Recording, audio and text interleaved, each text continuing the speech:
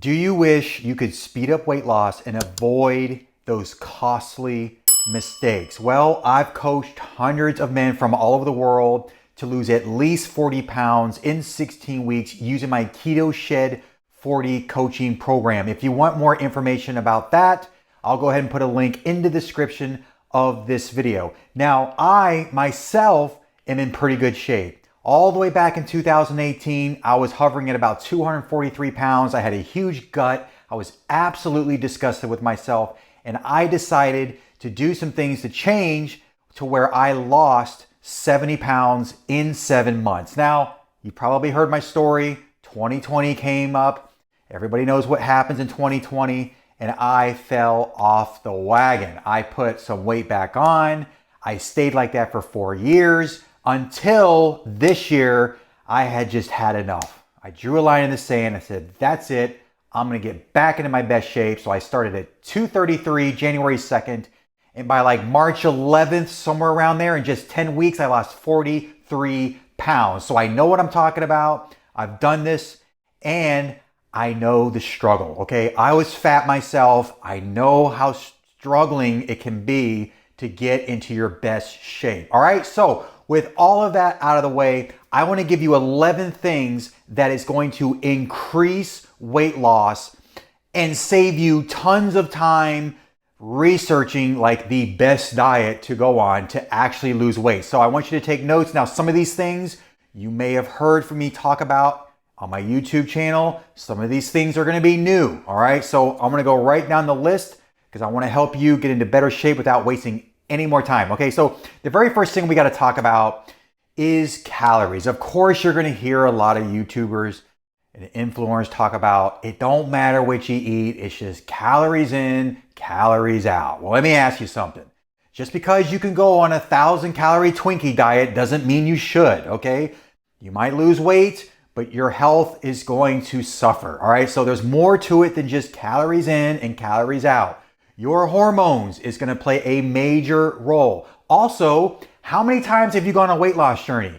2 times, 3 times, 4 times? Well, guess what? That's going to affect your weight loss even more based on past history of you dieting. If you've messed up your metabolism, the hormones.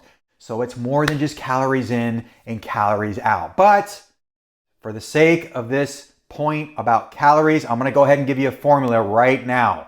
If you want to track calories, which I do recommend, it isn't the only thing to lose weight, but if you really want to lose weight, here's a real simple formula. Just take your body weight in pounds and multiply by 10.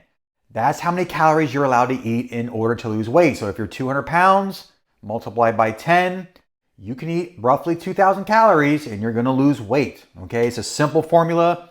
Just stay on a 500 calorie deficit every day. You'll lose just 1 pound of fat per week. Now, if you want to get a little aggressive and you want to lose 2 pounds of fat a week, which I don't really recommend, go to 1,000 calorie deficit every single day. 1,000 calories in a week's time is 7,000 calories. You'll lose 2 pounds of fat being in a 7,000 calorie deficit for the entire week. Because you got to understand, for every pound of fat is equivalent to 3,500 calories. So if you're in a 500 calorie deficit every day, you're going to lose 1 pound. If you're in a 1,000 calorie deficit every day, you'll lose 2 pounds. Make sense? All right. Now, what is the second point that I love to do? You've heard me talk about this on my channel, and it's a way to control calories, okay? One of the ways that I found that's, for me anyway, and a lot of my clients to manage calories is to do intermittent fasting, okay? You'll hear people say like, oh, there's nothing magical about intermittent fasting because what intermittent fasting will do, it's gonna control your calories. So technically, it's the calories that's helping you lose weight, not the intermittent fasting. Now, while that may be true, there are people who do intermittent fasting who still lack discipline, okay? They're fasting all day, they get to dinner time, and they're binging in their pantry and their fridge, okay?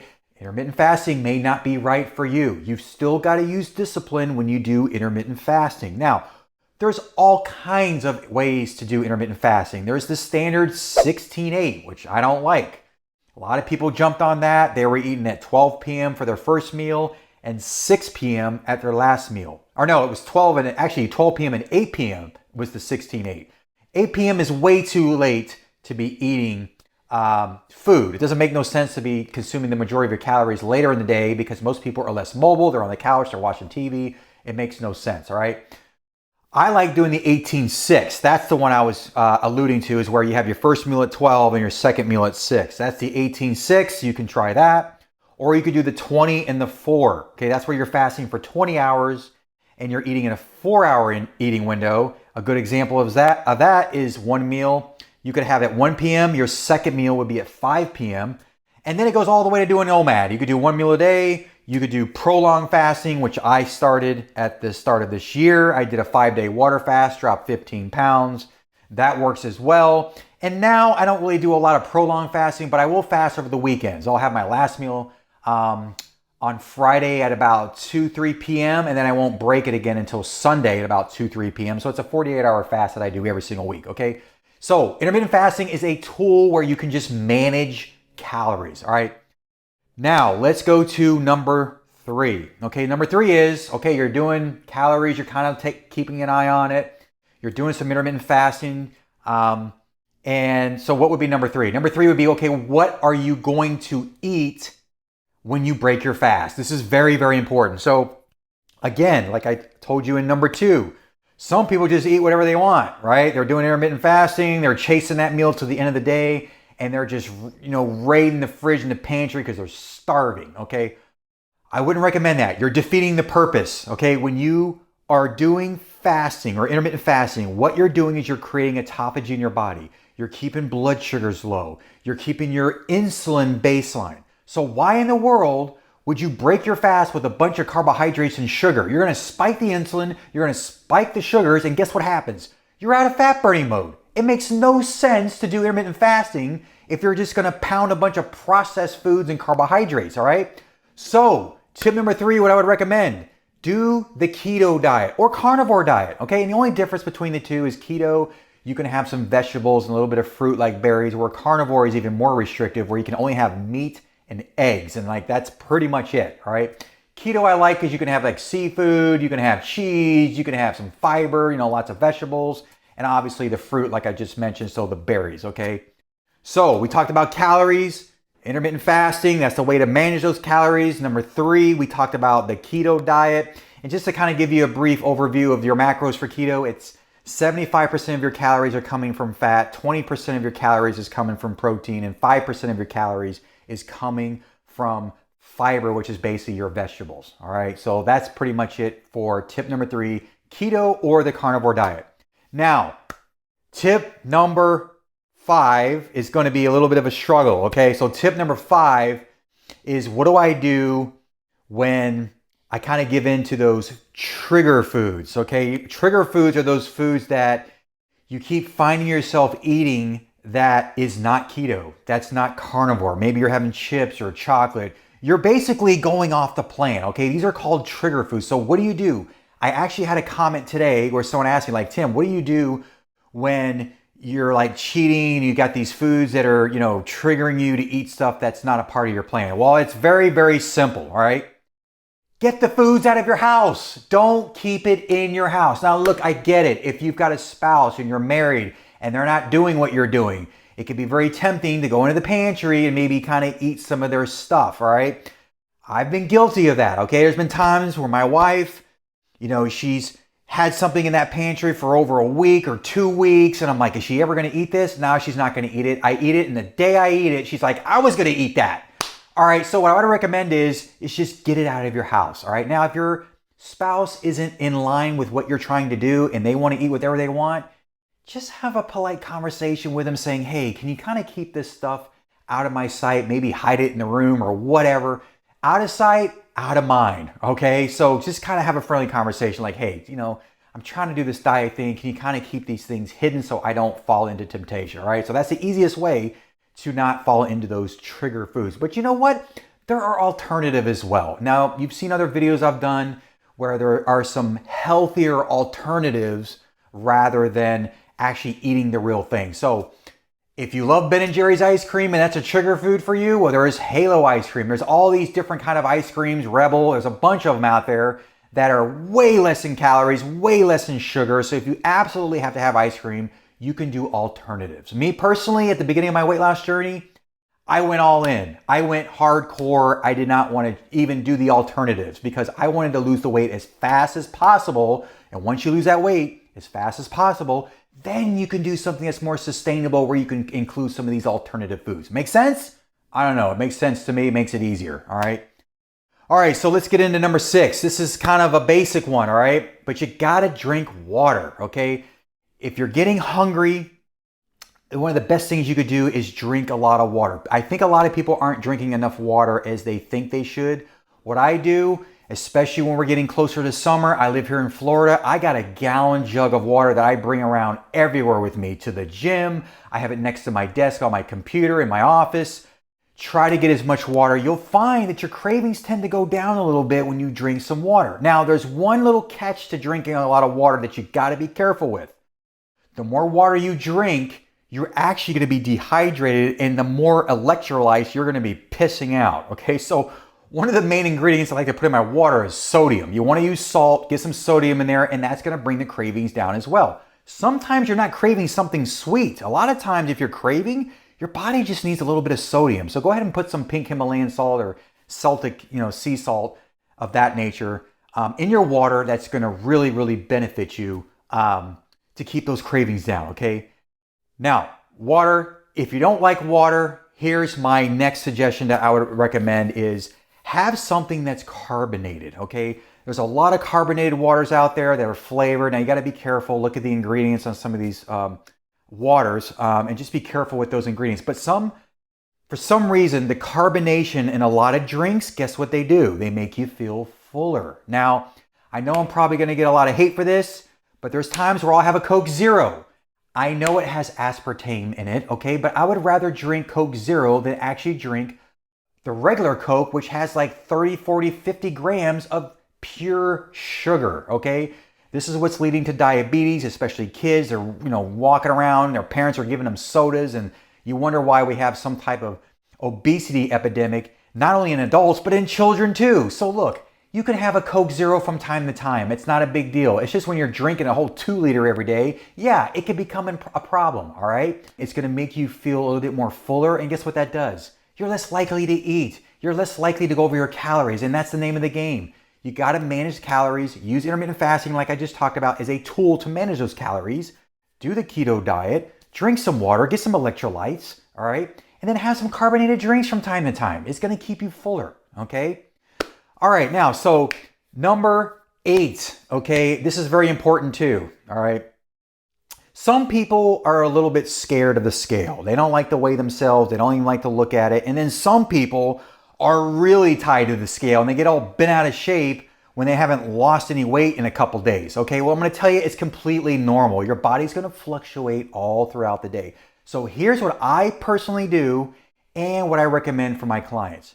I want you to weigh yourself every single day. And this is going to be proof to you that you're going to see this. You're going to go up and down, up and down. This is completely normal. You are going to fluctuate with your weight all throughout the week. So here's what you want to do. You want to weigh yourself every day. And on the 7th day, you're going to add all that up and you're going to divide by 7. That's going to give you your true weight, okay?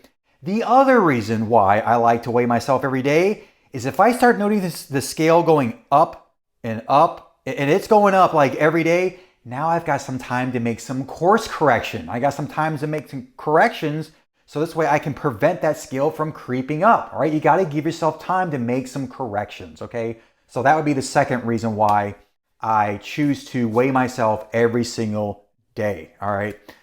All right, so number 9, this is a big one I haven't talked about on my channel. In fact, I had a comment. Somebody asked me, hey, Tim, is it okay to have alcohol like vodka? I kind of heard if you have vodka, it's not going to affect you.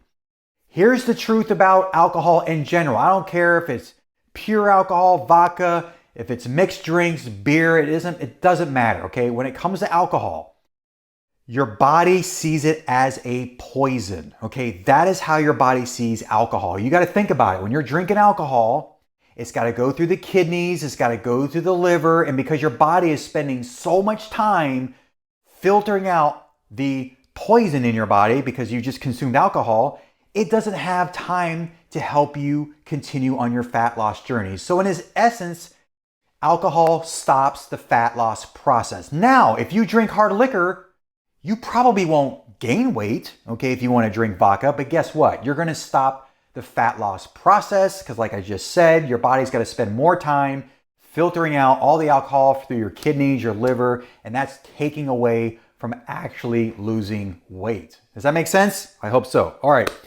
So let's get to number 10, strength training, building muscle, okay?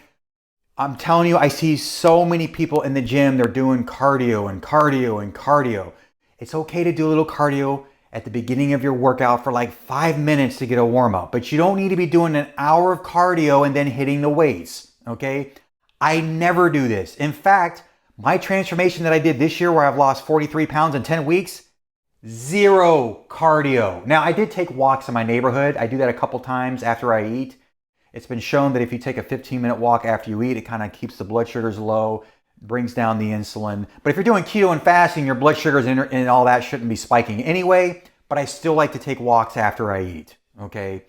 So, like I said, the more muscle you have, okay, you need to start hitting the weights because as you start building lean muscle tissue, the more muscle you have in your body, the more your body is going to burn calories at rest while you're doing nothing. You could take 2 sets of people, right? Sitting on the couch. They both weigh exactly the same, 200 pounds, let's say. But the one person has more muscle, whereas the other person doesn't have as much muscle. Well, the person who has more muscle in their body are going to burn more calories at rest. So do not neglect the strength training. This is vital. You must do this, okay?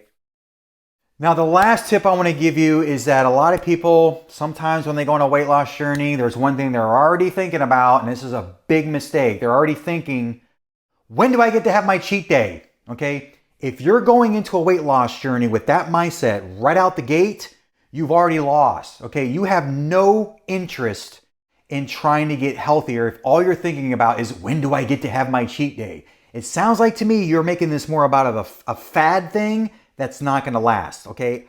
I teach my clients where I want to help them make a lifestyle change. I'm not a quick fix person, even though I really pride myself saying that I am a master at shedding weight fast. I mean, if I can lose 43 pounds in 10 weeks, that's pretty darn quick, and I can help you do the same thing. However, with all that being said, is when it comes to cheat days, you're going to have to wait a little bit on that, okay?